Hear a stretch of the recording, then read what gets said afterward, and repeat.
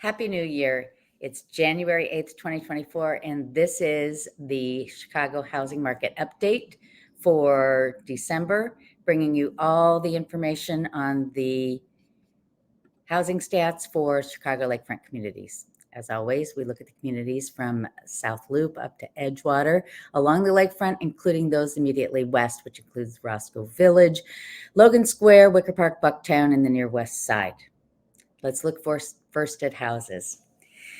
In December, 64 single-family homes closed. That was up a little bit from November and up from previous year. This is a little bit more instructive. 42 single-family homes went under contract in December. That was up from the previous year's number of 36. You can see the unicorn years of 90 and 69 during the pandemic where we had the flight to single-family homes. But inventory of homes for sale is still a bit low. This, I think, is the slide that is telling.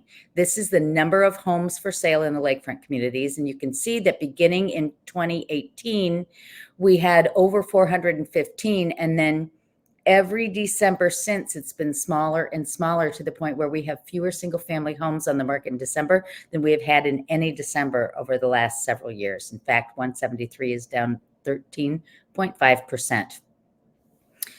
The month supply of homes is up to 2.3. The reason the supply is up is because the rate of sale has gone down. Keep in mind, this is still very low. A balanced market, which is neither a buyer's nor a seller's market, is actually between 5.5 and 6 months worth of inventory. Currently, it takes 2.3 months to sell out what's on the market given the rate of sale.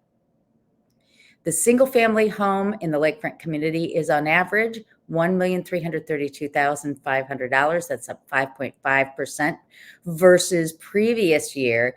Keep in mind, 4.9 is the national average of home appreciation over 40 years on a year-to-year basis. So this is a very strong number.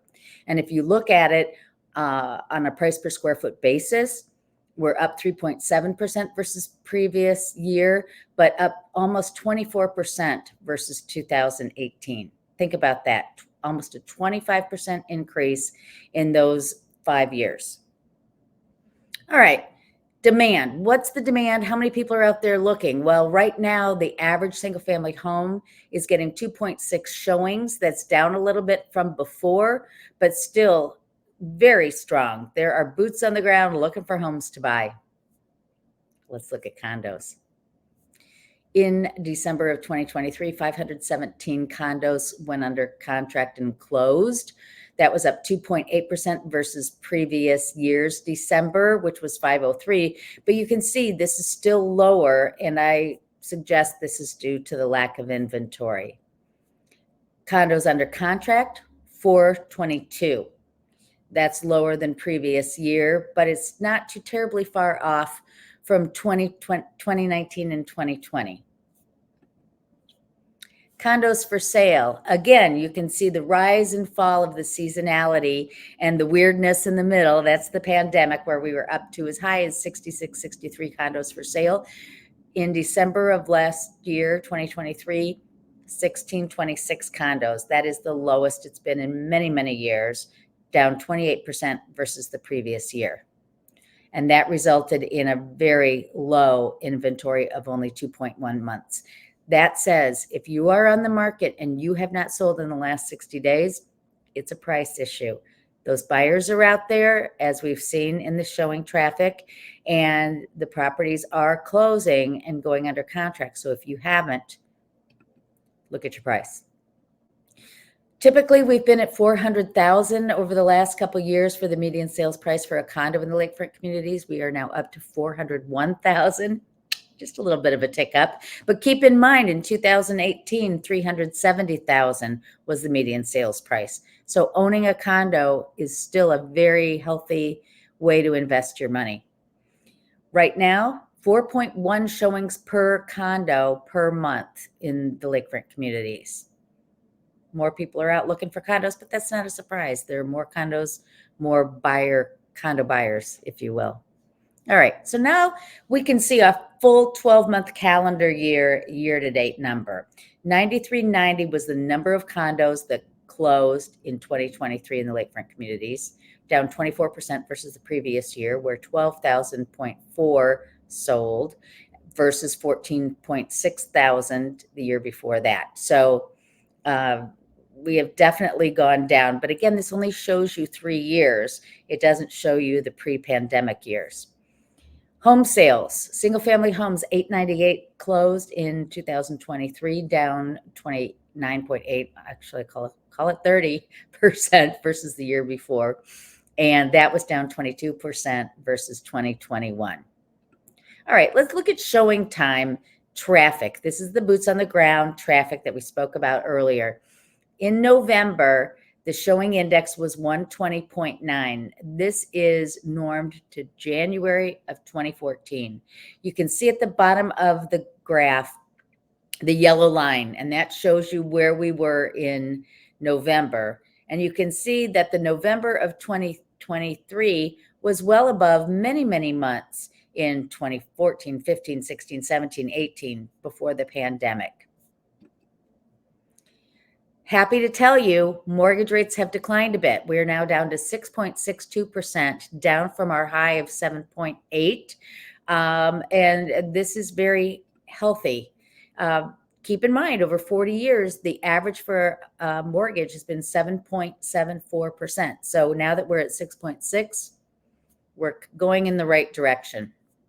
All right, let's talk rental. If you want to rent a property in Chicago, the average is $3.09 per square foot. Just for reference, 55% of the people in our area rent versus 45% own.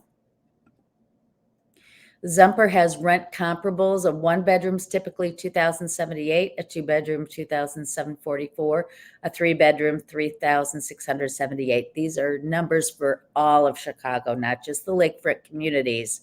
Look at the yellow bar. That's Chicago. You can see that we are ranked number 13 in the U.S. in terms of cost to rent. The yellow bar on the far right shows you 16.4. That's a key number. That is the cost of a two-bedroom in Chicago year over year. We have seen a 16.4% increase in cost of renting a two-bedroom condo. So it really makes you think, if you can find the right home, perhaps buying is the right thing to do. And then I wanted to show you briefly what the variance is in neighborhoods. These are average rents for anything, not just a two-bedroom or a one-bedroom, but all over. And you can see near North Side, the average rent is $3,927. Hyde Park, $2,191. Lakeview, $2,712. So there's great variability in renting, just like there is in buying. Final slide. I wanted to talk briefly about consumer confidence. Consumer confidence is really what drives the market. If people think things are going to get better, things are good, they're more apt to buy a home. And you can see that it dropped precipitously during COVID, no surprise. And it was way down in 2008, 2009. This is normed to January of 1985.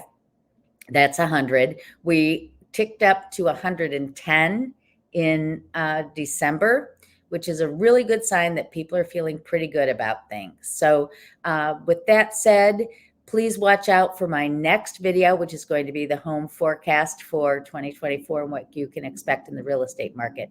But this is our quick peek back at what happened in 2023, particularly December, in the Chicago lakefront communities. If there's something I can help you with, any information I can give you that will help you better make decisions on your real estate investments, please reach out. I'm Anne Rossley with Baird Warner. Let's connect.